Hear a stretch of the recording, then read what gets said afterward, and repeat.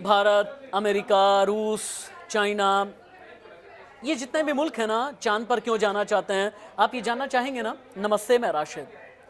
चांद पर पहला तो ये कि पानी की खोज। पानी की खोज का मतलब यह है कि अगर चांद पर पानी के सबूत मिले या फिर पानी चांद पे ख़ासतौर से दक्षिणी ध्रुव में अगर मिला, तो फिर ऐसे में संभावना बहुत ज़्यादा हो जाएगी कि आगे इंसान और इंसान को पहुंचाने में मदद करने वाला वातावरण चांद पर मिलेगा। पहला तो ये। दूसरा, हालांकि चीन पर बहुत ज़्यादा यकीन होता नहीं, लेकिन चीन ने साल 2020 में अपना एक मून मिशन भेजा। मून मिशन से जब जो फाइंडिंग रही, चाइना को ये पता चला कि चांद पर फॉस्फेट भी है।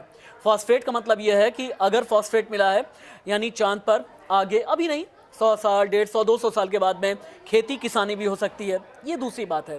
तीसरा, चांद पर जो उबड़ खाबड़ गड्ढे हैं ना, इन उबड़ खाबड़ गड्ढों में यूरेनियम, प्लैटिनम, टाइटेनियम, गोल्ड, ये सारी धातु मिलने के भी काफ़ी हद तक चांसेस हैं। ये तो चांद का एक रहस्य है। इसके अलावा करोड़ों साल पहले जब पृथ्वी अस्तित्व में आई, उस ज़माने में कहते हैं कि अभी पता नहीं चल पाया कि पृथ्वी का ओरिजिन कैसे हुआ। पृथ्वी के ओरिजिन के अलावा चांद कैसे बना। अब अभी तक जो हमारे एस्ट्रोफिजिसिस्ट हैं वो ये कहते हैं उस ज़माने में चांद से एक एस्टेरॉयड आकर के टकराया और उसके बाद पृथ्वी के कई हिस्से हुए। इनमें से एक हिस्सा जो है वो चांद है, चंद्रमा। लेकिन चंद्रमा और साथ ही चंद्रमा की जो पोजीशन है ना, ये अपने आप में कई अलग अलग सीक्रेट बताती है। अब चांद कैसे बना ये तो पता चलेगा ही, लेकिन पृथ्वी और मंगल के बीच में चंद्रमा है। अब इंसान ये सोचे बैठा है कि जब अंतरिक्ष की लड़ाई शुरू होगी, लड़ाई यानी मैं हथियार की लड़ाई की बात नहीं कर रहा हूँ, मैं एक उस वॉरफेयर की बात कर रहा हूँ जहाँ पर अंतरिक्ष में अपना वर्चस्व स्थापित करने की कोशिश की जाएगी। तो ऐसे में मंगल तक पहुँचने से पहले चांद को एक स्टेशन के तौर पर इस्तेमाल किया जाएगा और चांद पर एक स्थायी स्टेशन बनाने की भी तैयारी है। लेकिन हाँ, ये तब होगा जब लैंडर और रोवर सही वक्त पर अपनी पोजीशन लेंगे।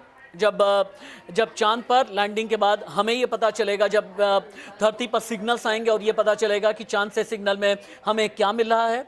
चांद के ऑर्बिट का जब हम पूरा अध्ययन करेंगे, दक्षिणी ध्रुव का जब हम अध्ययन करेंगे। अभी तक पूरी दुनिया में 111 मून मिशन भेजे गए हैं और इनमें से 60 से ज़्यादा मून मिशन ऐसे रहे जो कि फेल हो गए हैं, लेकिन चंद्रयान 3 काफ़ी हद तक कामयाब होता नजर आ रहा है। वो इसलिए क्योंकि रूस का लूना 25 अपने पैरामीटर अंतिम समय में अपने पैरामीटर ठीक तरीके से सेट नहीं कर पाया और उसके बाद फिर लूना 25 लास्ट स्टेज में जाकर के क्रैश हो गया।